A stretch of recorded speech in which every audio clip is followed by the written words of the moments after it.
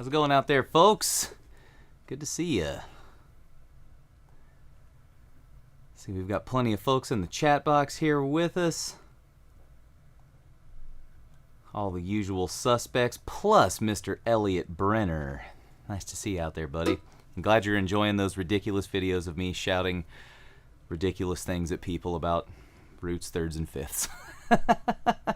Hey, Nestor's out there. Good to see you, Nestor. Marion, Lewis, Johnny. Johnny, long time no see, right? Well, gang, I feel like playing some music to get into the zone. And obviously, I'm playing the old Red Diamond F5 here. Still getting used to this instrument, falling in love with it more and more every day.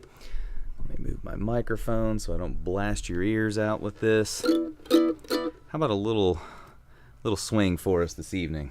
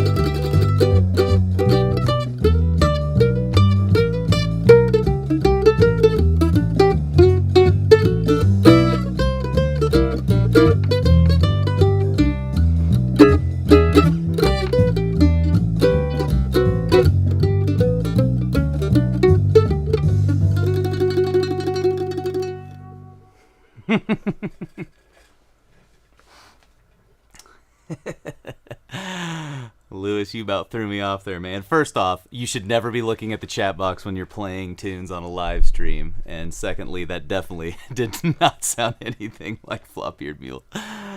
That's great. This is one of my favorite hours of the week, folks. I appreciate you being here with me. That's great. Thanks, Nestor. Thanks, Elliot. That's funny. And Elliot says, let's see, sure sounds sweet even without having acquired a road patina. You got it, man. Don's got something special cooked up in that Red Diamond shop down there in Athens, dude. His new mandolins sound at least 30 years old, which is crazy to me. So, yeah, it's cool. I can't words can't express how lucky I feel to have two of those things in my corral right now. It's kind of like a hard to choose which one I'm going to pick up every day, even though that F has definitely been in my hands quite a bit.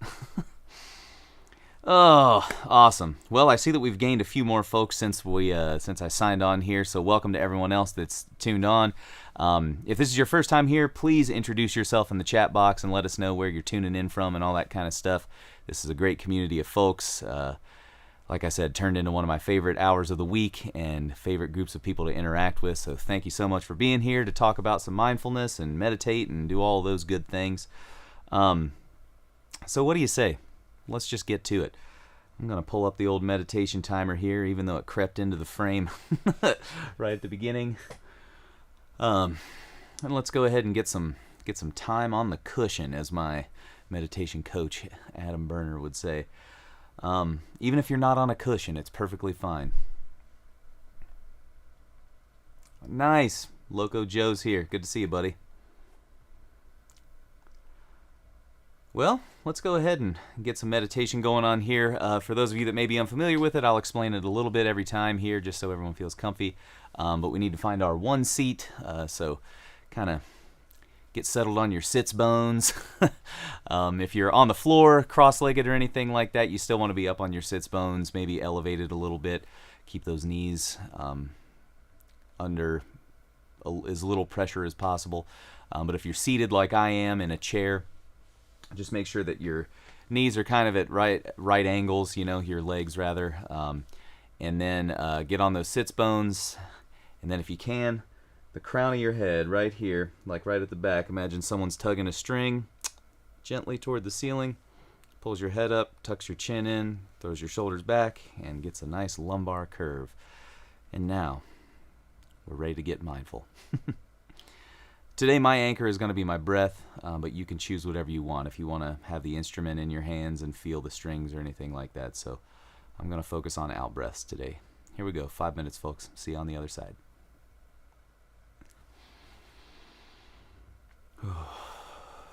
Deep breath in to get in the zone. Leave all the day's troubles and woes behind. And just feel the breath exiting your nostrils.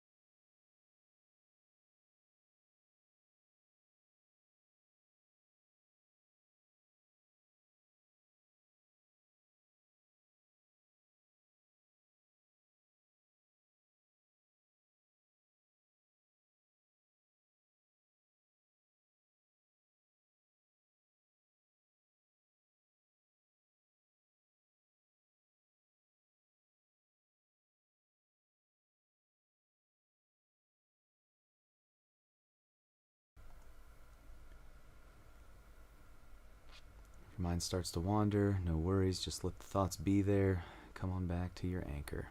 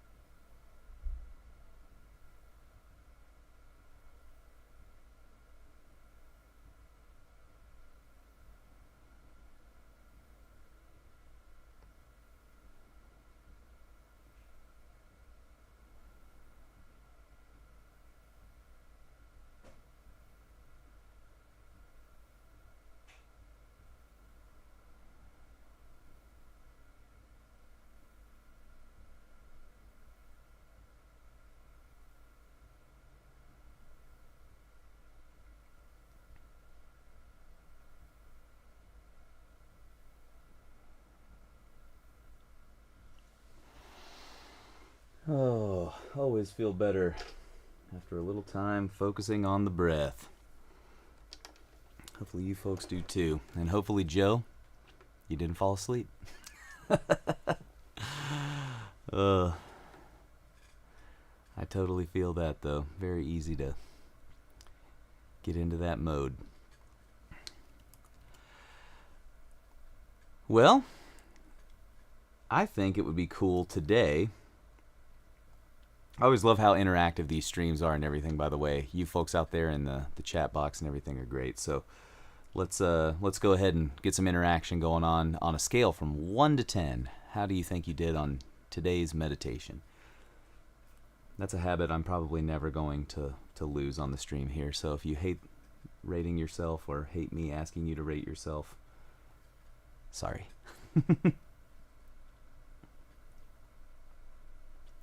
Nice. 7. Lewis at a 6. Becky 7.5. Like it. Nestor's at an 8. That's great. That's no surprise with Nestor. He's a mindfulness master over there.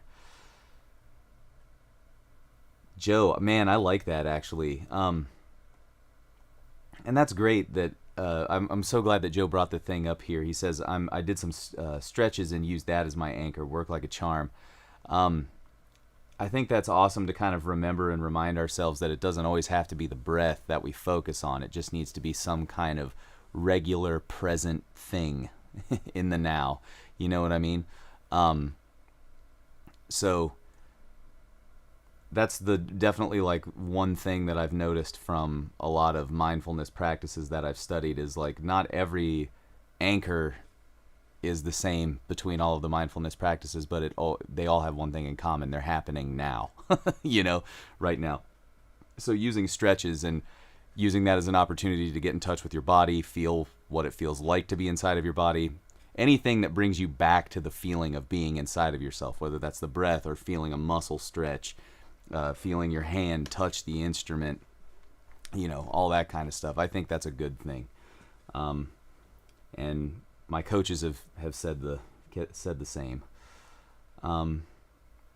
Nice. Johnny says, a proud 7. Had many distractions, but was able to count my breaths for the first time, and it seemed to really help keep me focused. Yeah, that's awesome, man.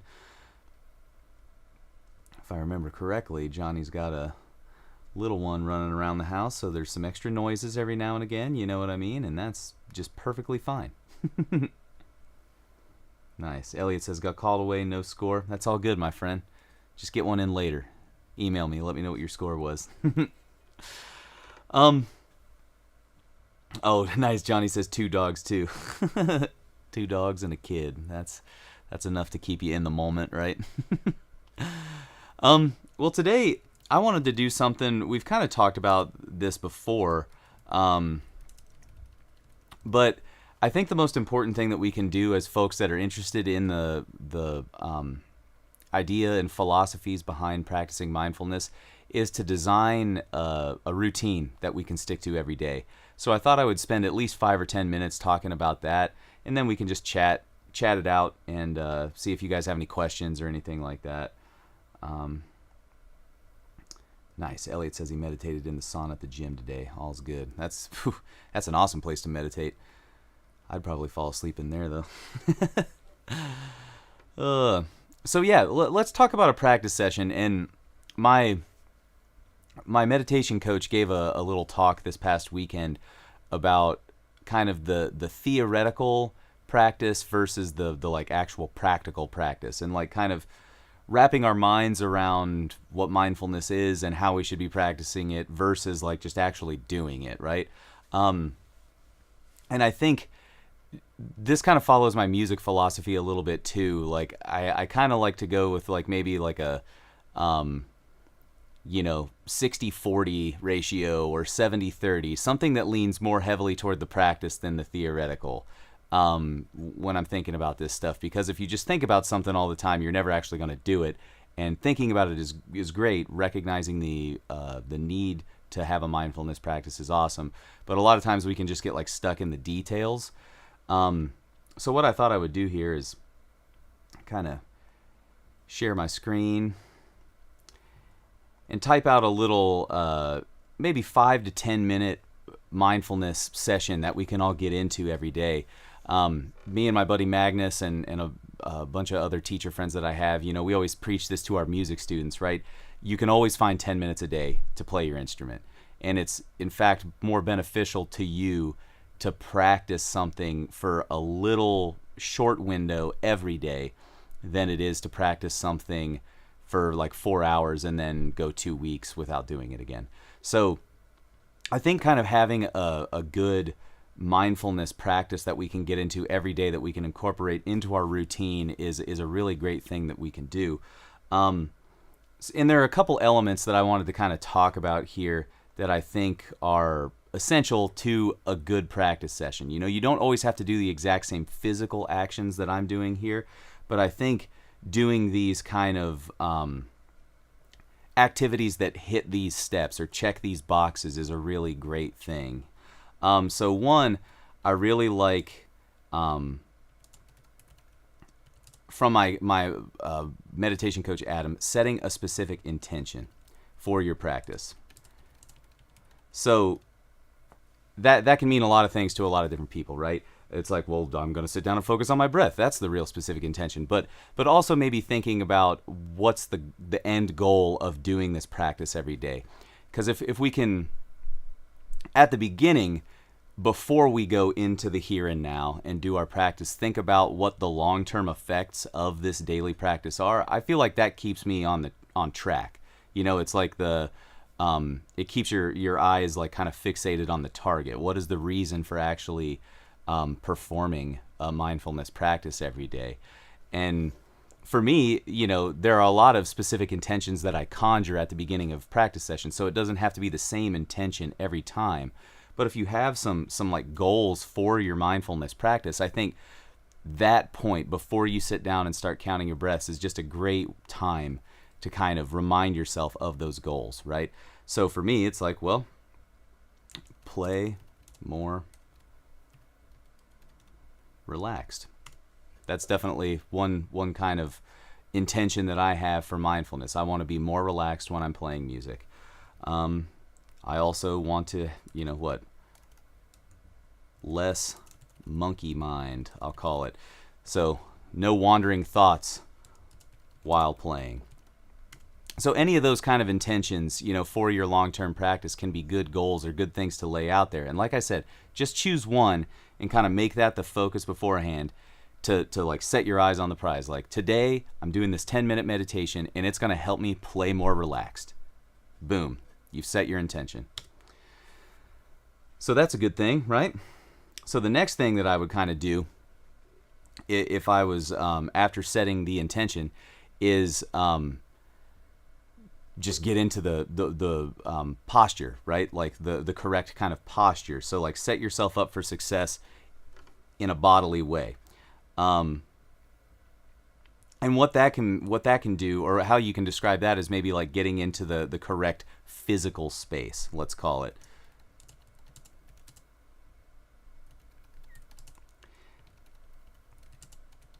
And that has a couple components to it in my mind. So one, you need to place yourself in a physical space, like in a room or an area where you can actually have the best chances of succeeding at a mindfulness practice. So find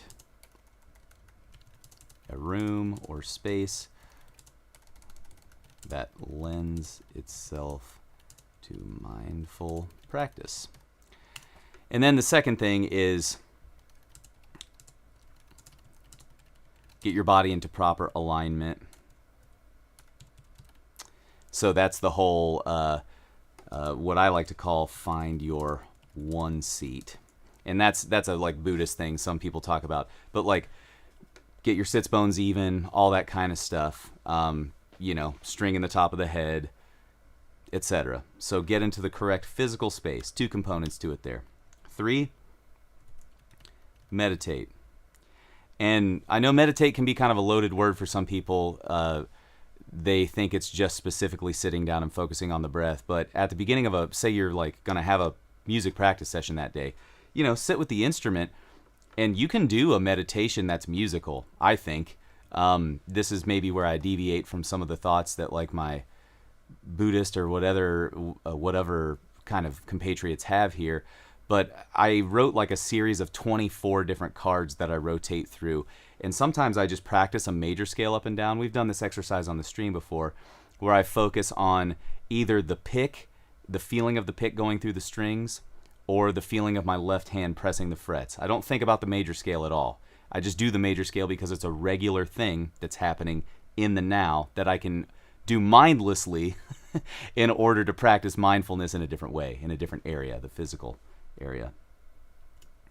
And then after you meditate, I always do the what like my Buddhist friends call the dedication of merit.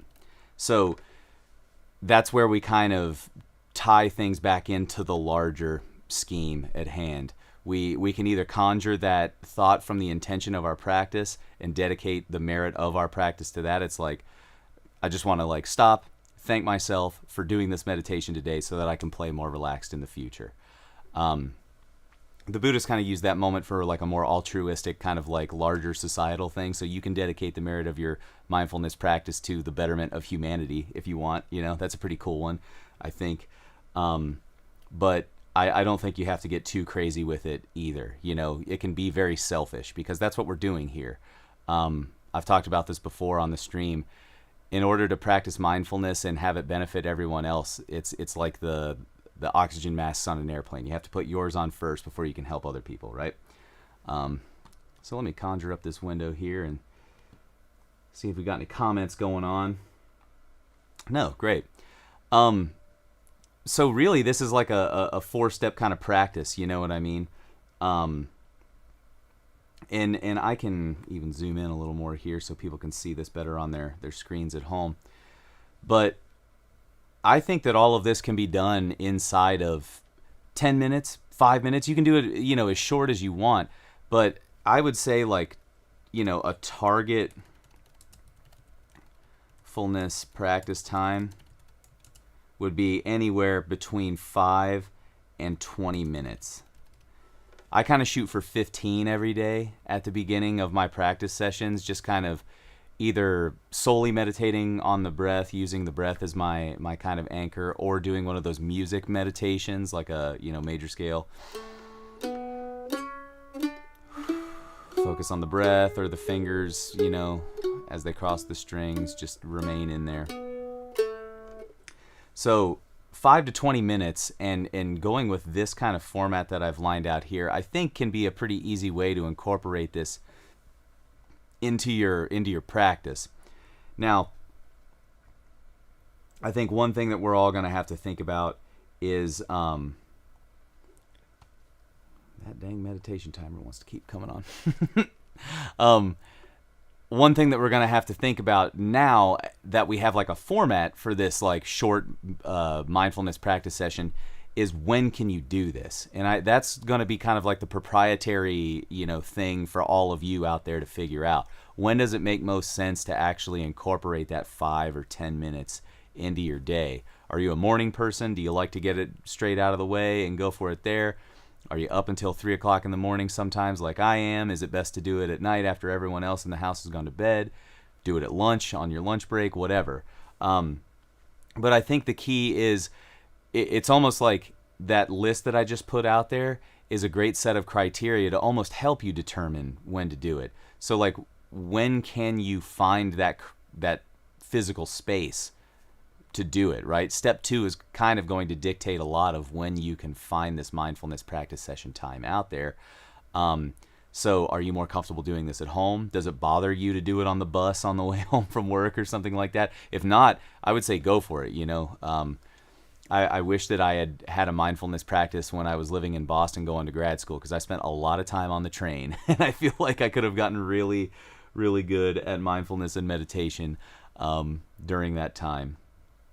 So there's my little spiel on a mindfulness practice session for you, and I hope that some of you actually take that to heart and kind of design one for yourselves. To kind of close out that little thread in the conversation, does anyone out there have a mindfulness practice already that they do every day? And if so, would you mind like briefly describing that in the chat box? Because it may not follow that format that I just put out there, and that's totally cool. This is more for like, beginners or people who don't know how to get started. But if you have a mindfulness practice that you do every day, I would love to hear what that is so we can kind of chat about that a little bit. And while you're doing that, I'm going to pull up the old strum machine and see if there's a tune I can play for you folks. Sorry, Lewis, I don't have Flop-Eared Mule worked up on the mandolin.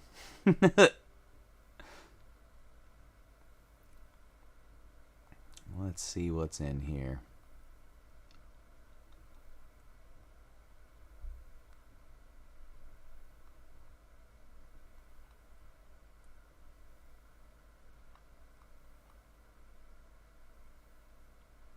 Oh, here's a cool one. Old Grimes. I love this tune. Nancy and Norman Blake, kind of the first folks I heard do this one.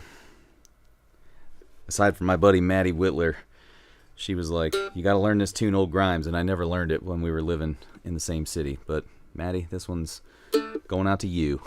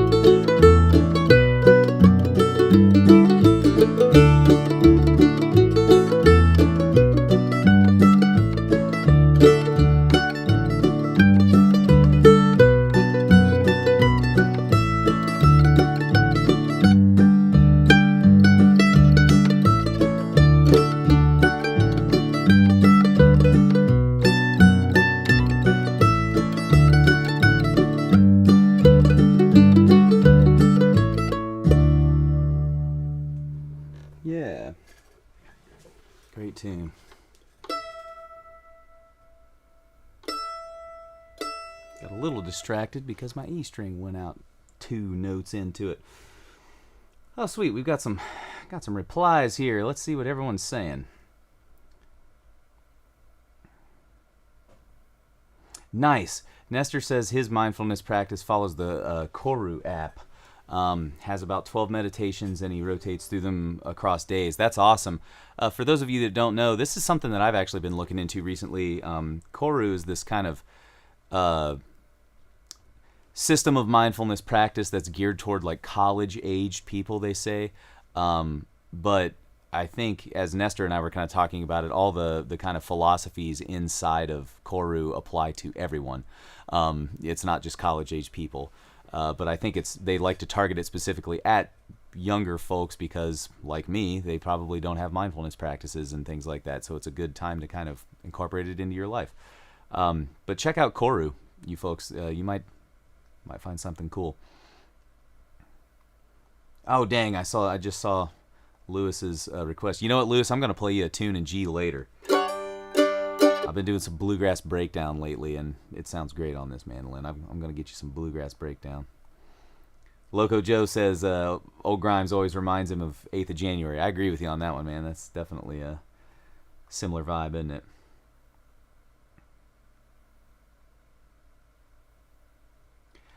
Oh, nice. Johnny says, I looked up Tonglen meditation and realized that my mom did a version of that every night before bed. She always called it the white light meditation. It was centered around breathing in positivity, the white light, and expanding the light outwards to protect yourself and those you love. I still do it from time to time. That's awesome, man. I love that so much. That's a great... that's exactly like what Tonglen is, pretty much. You know, the way that it was described to me when Lama Adam, my meditation coach, was talking about it. You like breathe in, you imagine all of the like suffering of like people and objects that you're conjuring in your mind, you know. You imagine all of that suffering, breathing it in as black smoke, like thick black smoke, and then breathing it out as white light and positivity for everyone else. That's like absolutely the exact same thing. I like the Tonglen approach too, because it's like Johnny said here, you know, you breathe it outward to protect yourself and the ones you love, because it kind of starts from you, and then you think about, you know, someone who you really care about, someone that it's easy to love, right? And then you kind of like breathe on, take on their suffering, breathe it back out as positivity. And then you kind of expand that out. The way that they say it, you know, it seems overwhelming. You expand it out to your, you know, all your friends, all of your family, all the people that live in your community, all your enemies, you know, conjure up people that you hate or something like that, and then still take on their suffering. And I think it's great though, because, you know, it's easier to, it's, you know, what do they say about hatred? I love this quote, right? Like, hating someone or being angry at someone is like drinking poison and expecting the other person to die, you know? And I'm like so into that, because the worst times in my life have been, you know, fixating on things or people that I've been angry at. And it really helps, it keeps you from seeing the path forward, you know? So like this Tonglen type of meditation that Johnny's describing here can be really good if you find yourself, it doesn't even have to be about other people. If you find yourself just fixating on like, I can't get this one lick on the mandolin or this one lick on the guitar, and I like, you know, want to jump off a cliff, then you need to put yourself in the middle of that Tonglen meditation, because it's like, well, you're only human. Maybe you have a day job. Maybe you can't practice as much as you want, etc., you know, all that stuff. Yeah, Elliot says, reminds me of using breathing to reduce stress. Absolutely. Yeah, I don't know the exact physiology behind like breath and reducing stress, but I know that it works, right? It was one of those things that I always felt it was like so patronizing, right? When I was a kid, they're like, oh, just take a deep breath, Hayes, you know, everything will be okay. And it's like, I've said this before on the stream, but I feel like that should have been elaborated upon more when I was a child. Like there is actually, you know, taking a breath isn't just like shouldn't just be seen as like a pacifier for a child, you know what I mean, or something when they're going through something. Like we can all use that, and it's good for us. It helps us breathe in oxygen, which is good for our body and helps us calm our nerves and, slows your heart rate down and all that kind of stuff. Gives you something to focus on while the adrenaline is making its way in and out of your system, right? Yeah, there we go. I knew Elliot would give me something good to work with. Deep breathing relaxes pulmonary arteries and you get more oxygen. There you go, folks. I just said the word pulmonary on my live stream. You should definitely listen to me. I sound like an expert now, thanks to Elliot. That's great. Awesome, gang. Well, what else is going on out there? I feel like we're getting into some good conversation. Does anyone else have any thoughts on their mindfulness practice? How about this? If you don't have a daily mindfulness practice every day, do you have any questions about mindfulness practice and how to incorporate it into your daily routine, or some of the elements that I wrote on that kind of Google Doc a little while ago? I'll put that in the description to this video, by the way, so we can all reference that afterwards. I know you can rewatch the video, but I feel like it would just be more convenient to see it in the description.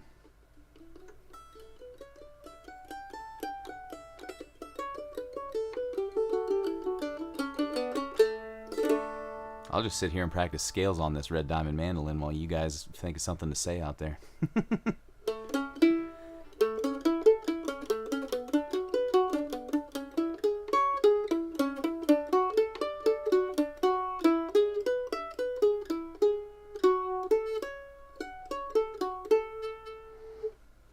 Oh, yeah. It says, Johnny says, I would be interested to hear more about your daily practice routine and how you frame it within the mindfulness mentality. What does your daily practice routine look like? And just to clarify, Johnny, do you mean like my musical practice routine, or just like the short mindfulness practice routine that I do at the beginning of my musical thing? Because there's definitely mindfulness involved in everything, but I just want to be really clear. Music, sweet. So if I'm thinking about like my daily music practice routine, that kind of, full-blown music practice, great.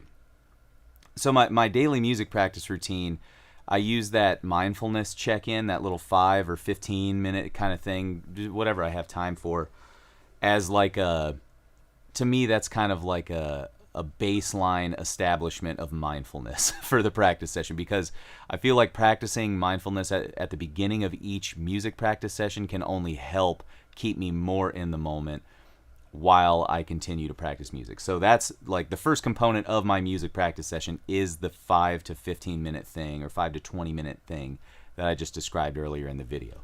Now after that, I go through, and Marion, if she's still out there, I've kind of explained this to her a couple times. I go through this like repertoire-based practice method where I have like a tune that kind of guides at least the first 30 to 45 minutes of my practice session. And the reason I do this is because a song, first off, if you let a song guide or a tune guide your practice session, then you're working with raw musical material that's been put together in a logical, good-sounding way, right? A song is something that somebody wrote because they like the sound of it, they like the lyrics, they like the chords, they like the melody, the arpeggios, and all that kind of stuff. So if you use a tune, you know that you're going to be working toward creating something that already sounds good. So I pick a tune, and I try to rotate through my list, either new tunes that I'm working on or just like a tune that I want to practice and brush up on for a gig. So I played Lady Be Good today. Let's use that as an example. So if my tune of the day is Lady Be Good, then first off, I know I'm in the key of G. So what I do at that point is some scale practice and arpeggio practice. This is like the first category of my practice after I decide what tune I'm going to use as my kind of guiding, bit of repertoire, is all technically based. I usually practice in the morning. My mind doesn't work so great in the morning. So if I can do something that is more involved with like the hands, you know what I mean, and patterns that I'm already really familiar with, then I feel like I'm, on the path to success at that point. So tune, technical practice. Technical practice will go something like this. I'll put a metronome on because metronomes are awesome and we should all use them. Nobody's sense of time is so good that they don't need a metronome. So if I'm at like, 72 beats per minute. Ooh, dang, that's loud. So what I'll do, we're in the key of G. Lady Be Good is our tune. I do quarter note, scale practice. And during this part, I'm focusing on the feeling of the pick, playing through the strings, playing with as little tension as possible. G scales are easy, right? So use this time to check in with your body and the instrument.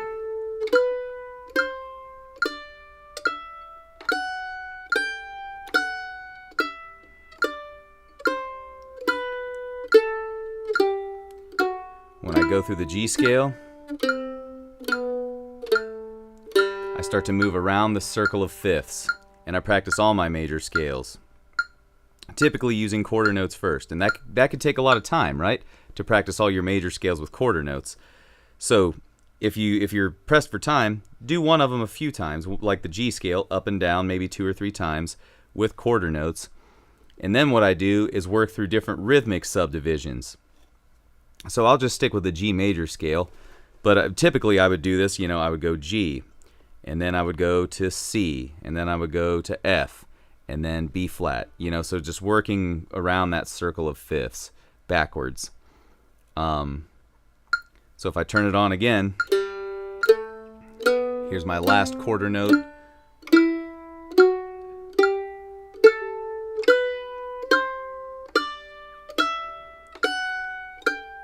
And I'm going to switch to the next subdivision, still focusing on the feeling of my hands. Checking in to make sure I'm getting good tone and everything too. So now we're on eighth notes.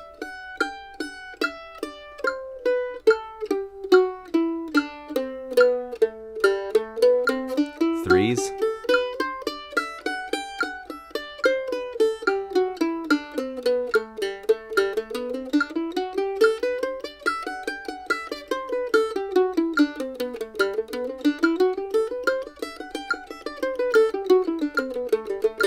That was fives right there, and I'll go up to sixes too.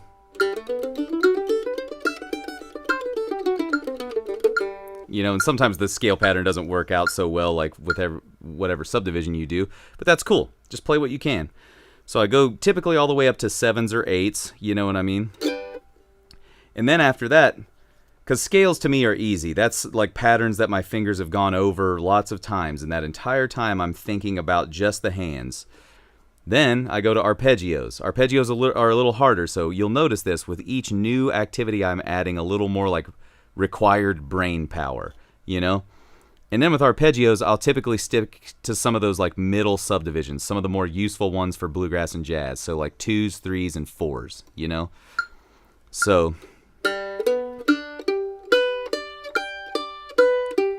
still in G.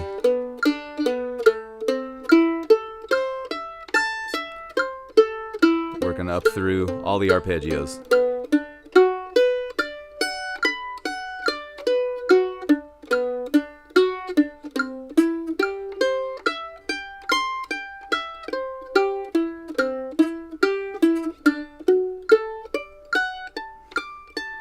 Etc. And then do them in threes if you can.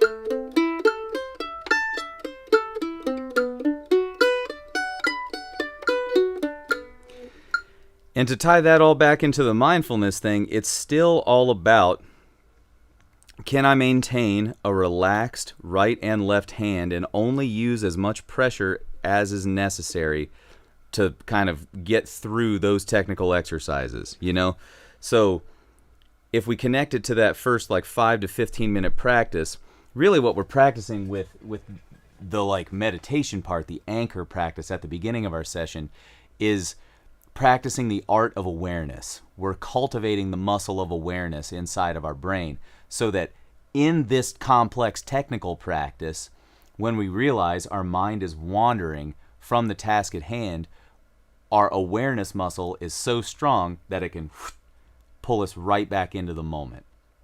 And that's the thing that I think has helped me most about that like 15-minute session at the beginning of my practice, that focuses solely on an anchor, like the breath or the feeling of your hands on the instrument. So as I move through the technical practice, I'm trying to check in with that awareness and make sure that it's as focused as can be on those technical things. My finger moving across the arpeggio notes. I'm naming the notes inside of my head as I'm moving across them. Like striving for 100% complete focus on those technical exercises. A lot of us can look at technical exercises as like, oh, okay, G major scale, right? You know, and you do it like sloppy just to get through it and say that you did it. But I try to be as involved with my technical practice at the beginning as possible. And if you have a short attention span, or you notice that your attention will wander through those things, shorten that part of your practice until you strengthen that muscle of awareness inside your brain. Because you're not going to get anything out of just beating your head against the wall and practicing these scales or arpeggios in a sloppy way. Practice makes permanent, not perfect, right? So if you're not practicing it in a mindful way, you might be doing more damage than good, you know? So that's kind of what I do. Part one is technical practice with my mind in the technical practice. And then as I creep through that technical practice and get through some scales and arpeggios in the key of G, I check back in with that repertoire thing. And now it's time to start using the tune as a backdrop for some of the things that I practice in my technical practice. So I'll look at the chord changes to Lady Be Good, take the arpeggios that I just practiced as the last portion of my technical practice, and play walking bass lines over top of the chord changes to Lady Be Good. And for those of you that don't know what I mean by that, I'm just kind of saying like a quarter note arpeggio improvisation. That could be like another good way to think about this, you know. Let me put this up to a reasonable tempo. So for Lady Be Good, I'm just thinking, you know,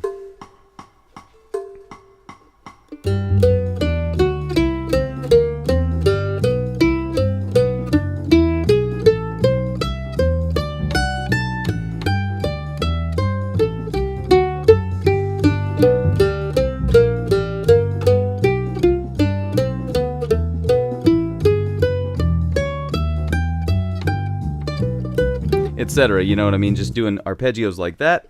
Then what I'll try to do is practice eighth note arpeggios over top of the chord changes.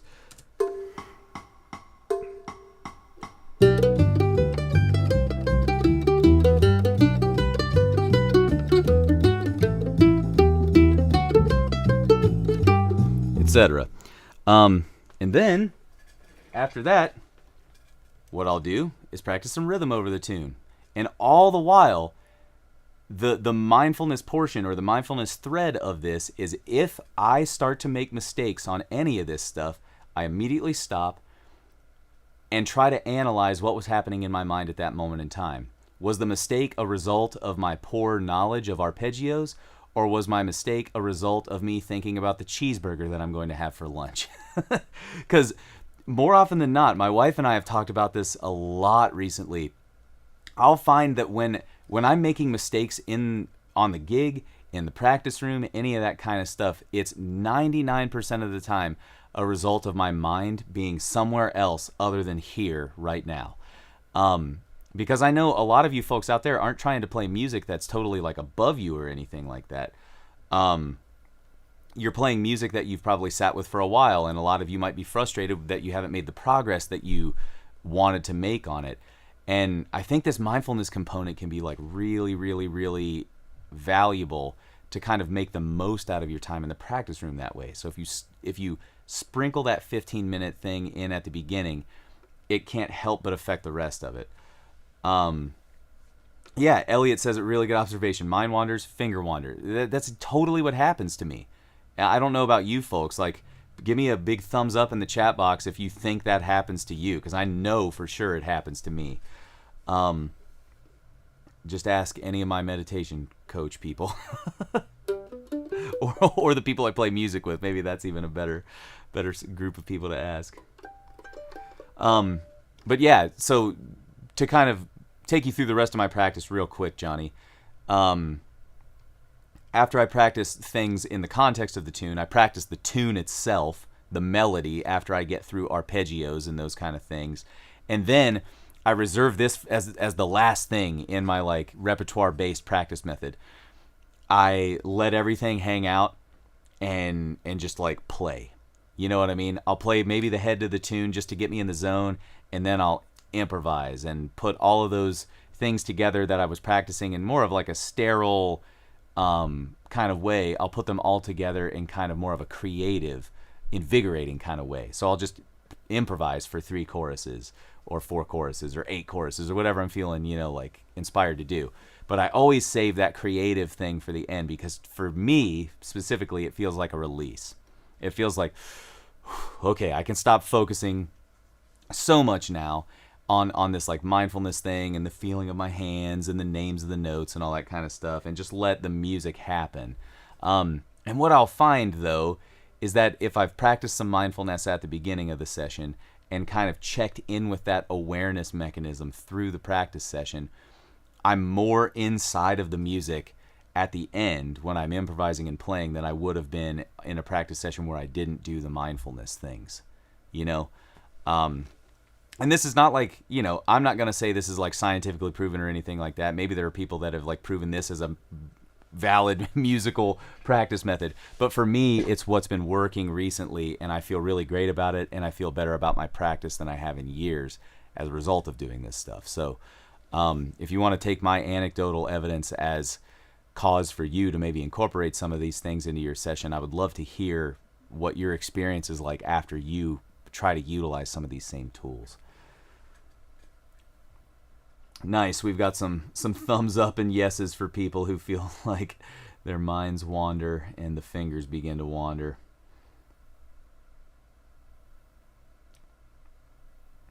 Yeah, and Johnny says, so it sounds like you are sticking to one tune per practice session, and are you trying to master one song at a time? So this is the tricky part, and this is where I feel like kind of a jerk, because I can't I know that everyone doesn't have this kind of schedule, right?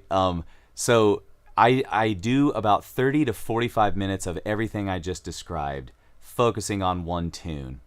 And then for maybe another 30 to 45 minutes after that, usually with a 15-minute break in there. Go get some water, drink a coffee or something like that. After that second break, I'll just plow through a bunch of repertoire. Just play a bunch of tunes. You know what I mean? So now, I know that everyone doesn't always have an hour and a half to 2 hours every day to practice music. So what I would say is that this method that I've given you isn't limited by time. You know what I mean?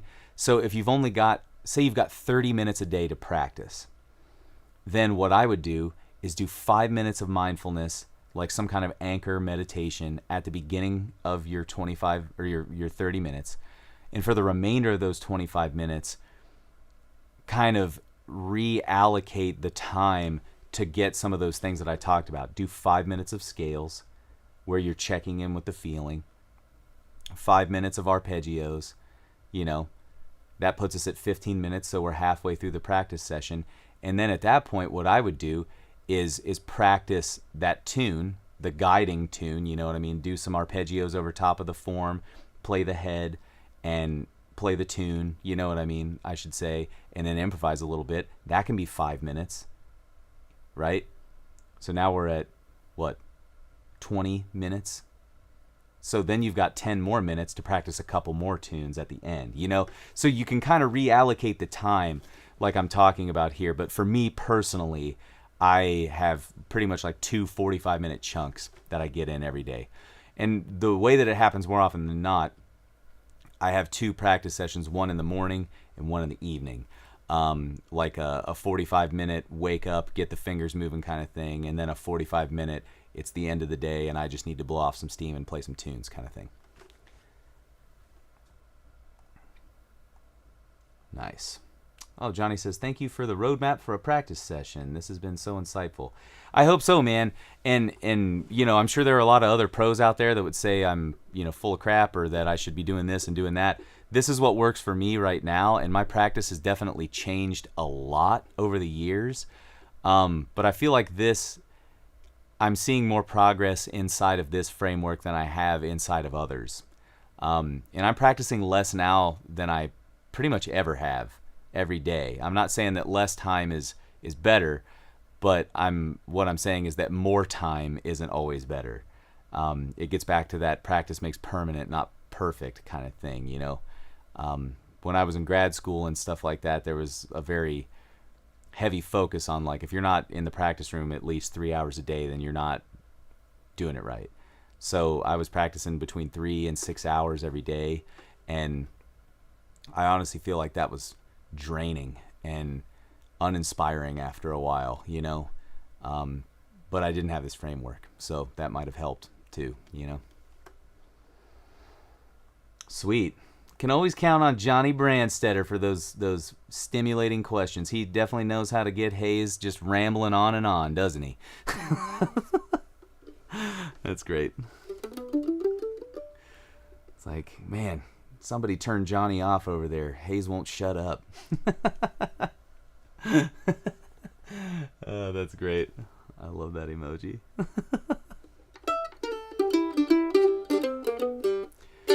Well, gang, I think that's been a pretty stimulating conversation here, and we're sitting at just under an hour.